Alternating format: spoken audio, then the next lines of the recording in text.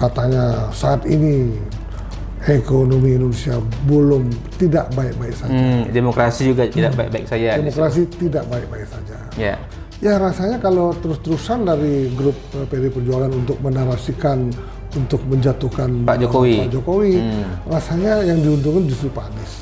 Nah justru berbahaya sekali kalau narasi ini terus dipertajam, menyebabkan kerugian dari PD Perjuangan.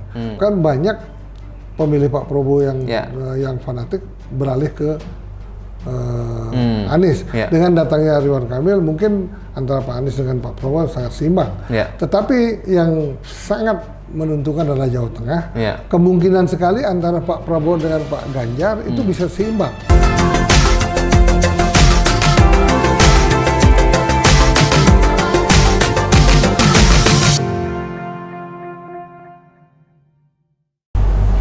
Kembali lagi di channel YouTube Mr. Puisi Live di bawah naungan MGP Media. Hari ini kita kembali ngobrol-ngobrol santai dengan Mr. Puisi, dinamika terkini jelang pemilu 2024. Tapi sebelumnya saya ingatkan untuk jangan lupa subscribe channel YouTube Mr. Puisi Live dan jangan lupa juga like, komen, dan share konten-konten di channel YouTube ini. Mr. Puisi, selamat sore. Hari ini kita akan membahas salah satu judul yang cukup menarik juga, yaitu Ridwan Kamil menjadi panglima perang Prabowo Gibran di Jabar. Mampukah tim Ganjar dan Anies melawan? Nah ini bagaimana kira-kira Mr. Puisi? Selamat siang. Kembali lagi partai politik yang menjadi berita-berita hangat di media, televisi, YouTube dan media-media newspaper. Tetapi memang ini harus terus kita bahas. Karena apa? Kita bahas ini demi untuk mengetahui apa sih yang terjadi. Banyak juga menarasikan bahwa tokoh-tokoh politik katanya saat ini ekonomi Indonesia tidak baik-baik saja. Demokrasi juga tidak baik-baik saja. Demokrasi tidak baik-baik saja. Malah ada yang mesitir juga jatuhnya dulu Orde Baru. Karena apa? Karena perekonomian yang terpuruk, kemudian masalah-masalah politik juga sangat menghangat sehingga demo di mana-mana. Nah itu kan sebetulnya sangat beda kalau kita bandingkan dengan saat ini. Kita lihat bahwa pertumbuhan ekonomi bangsa Indonesia saat ini kenapa begitu kuat? Kenapa saat COVID begitu sulitnya perekonomian kita tidak terpuruk dan mampu bertahan? Kenapa? Mampu rebound malah. Nah itulah policy yang dilakukan oleh Pak Jokowi pada saat itu adalah menaikkan ekspor. Kemudian setelah kelapa sawit juga diekspor, batu bara juga tetap diekspor. Tetapi saat ini kelapa sawit dan batu bara itu sendiri tidak terlalu banyak untuk ekspor, tetapi diganti oleh hilirisasi nikel. Ini yang menyebabkan bahwa Indonesia dolar nggak begitu naik tajam. Jadi masih cukup kuat lah rupiah juga. Makanya dolar masuk karena ekspor dalam rangka hilirisasi sangat banyak. Itu yang menyebabkan Indonesia stabil. Kalau kita bandingkan dengan tahun 98 pada saat itu dolar sampai menjadi dari 2.000 menjadi 25.000, 20.000 cuma. Nah itu menyebabkan langsung ekonomi terpuruk, mati, sehingga mampu masyarakat itu bergerak sehingga jatuhlah Orde Baru saat itu. Nah ini tidak lepas daripada perekonomian itu sendiri sangat terpuruk, kemudian politik pada saat itu juga tidak baik-baik saja sehingga bisa menjatuhkan Presiden Soeharto saat itu. Namun demikian kalau kita lihat bahwa sesungguhnya waktu kepemimpinan Pak Soeharto itu sendiri sudah luar biasa hebatnya. Kenapa demikian? Karena apa? Karena saat itu mungkin sudah terlalu lama beliau memimpin, banyak orang yang kasak-kusuk di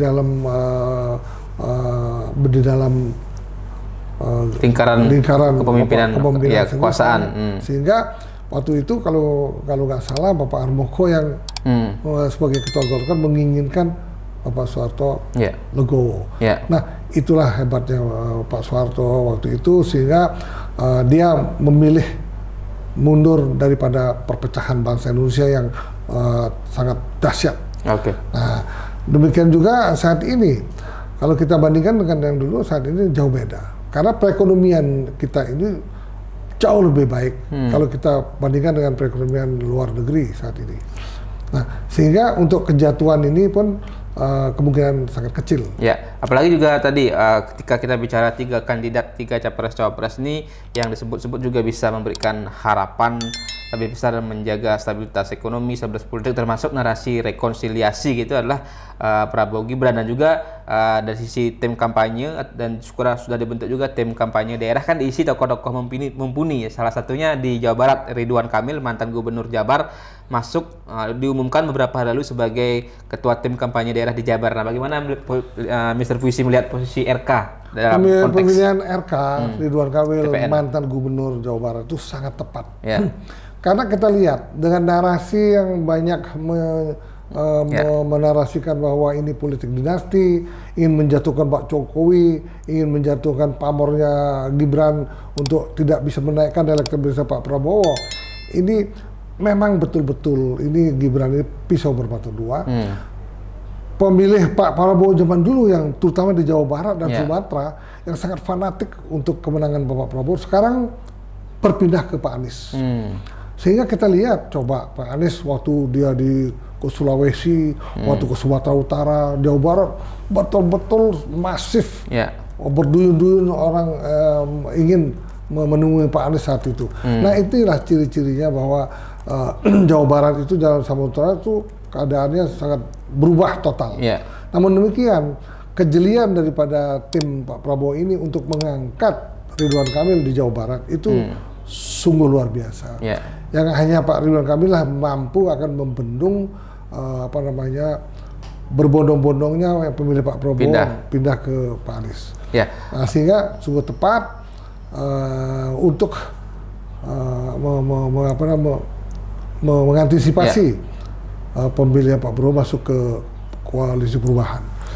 Nah, kalau kita bicara di Jawa Barat ini kan sebenarnya menjadi ladang pertempurannya juga, bahwa pemilih terbesar kan juga ada di Jawa Barat dengan jumlah DPT pemilu 2024 mencapai 35,7 juta, baru disusul kedua Jawa Tengah 28,2 juta, baru kedua di Jawa Timur 31,4, baru Jawa Tengah di posisi ketiga 28,2. Nah, yang menarik juga TKN Prabowo Gibran, Sekretaris TKN Nusron Wahid, politisi Golkar, menyatakan optimis kemenangan Prabowo Gibran satu putaran jika bisa menang telak di 2 dari 3 kolam besar. Yang dimaksudkan 2 dari 3 kolam besar adalah entah di Jawa Barat, Jawa Timur, atau di Jawa Tengah. Bagaimana Mr. Puisi melihat? Memang sekarang bagaimana kelihatannya ini dari koalisi Pak Prabowo itu ingin memenangkan di Jawa Tengah.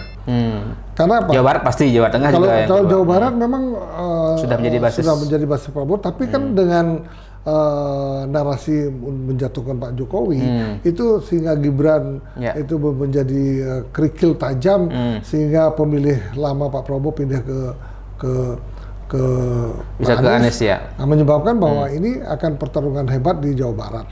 Kemungkinan Pak Anies dengan Pak Prabowo jadi seimbang. Nah, tetapi di lain pihak di Jawa Tengah ini akan bisa menggerogoti suara Pak Ganjar karena apa? Udah jelas-jelas suara Pak Jokowi yang tadinya memilih Pak Jokowi saat pemilihan 2019 akan lari ke Pak Prabowo. Demikian juga Gibran itu sendiri adalah wali kota Solo yang juga mampu menarik masanya untuk memilih pasangan Prabowo Gibran. Itu. Nah, apalagi juga tadi target kemenangan satu periode ini menurut Mr. Puisi apakah menjadi realistis juga bagi Prabowo Gibran jika juga mereka membidik minimal 2 kemenangan telak di 2 kolam besar dari 3 provinsi di Pulau Jawa, termasuk mungkin juga di luar Jawa? Ya, rasanya kalau terus-terusan dari grup PD Perjuangan untuk menarasikan untuk menjatuhkan Pak Jokowi, rasanya yang diuntungkan justru Pak Anies. Nah, justru berbahaya sekali kalau narasi ini terus dipertajam, menyebabkan kerugian dari PD Perjuangan. Tapi saya yakin Ibu Mega juga sudah mengatakan bahwa jangan coba-coba lagi untuk menjatuhkan Pak Jokowi. Karena kan dalam hal ini Pak Jokowi masih kader PDI, jangan salah. Ya, belum dipecat sebenarnya.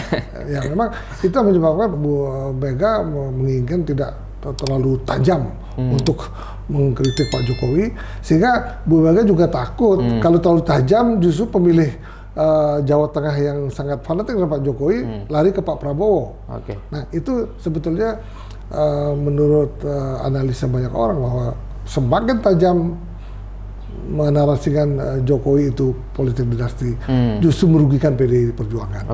Ya, terakhir, bagaimana kira-kira Mr. Puisi dan kira-kira apa mungkin yang bisa diberikan oleh RK dengan pengalamannya sebagai Gubernur Jabar, dengan kedekatan dengan anak-anak muda? Apakah RK ini memang bisa menjadi jaminan kemenangan signifikan atau menang telak Prabowo Gibran di Jabar? Kalau untuk menang telak di Jabar sangat sulit, karena itulah saya bilang gara-gara Gibran ini dinarasikan politik dinasti, itu menyebabkan banyak pemilih Pak Prabowo yang fanatik beralih ke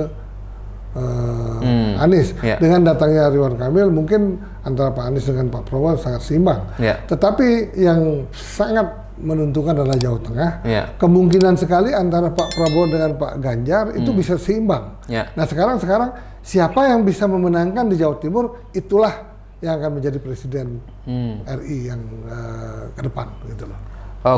Jadi kita kuncinya tuh di Jawa Timur sebetulnya. Ya, di Jawa Timur yang juga menjadi battlefield-nya, karena di sana juga perebutan suara NU kan begitu, Mr. Puisi, dari pasangan kubu Amin termasuk kubu Ganjar juga yang pasti akan menjadi berebut suara di sana.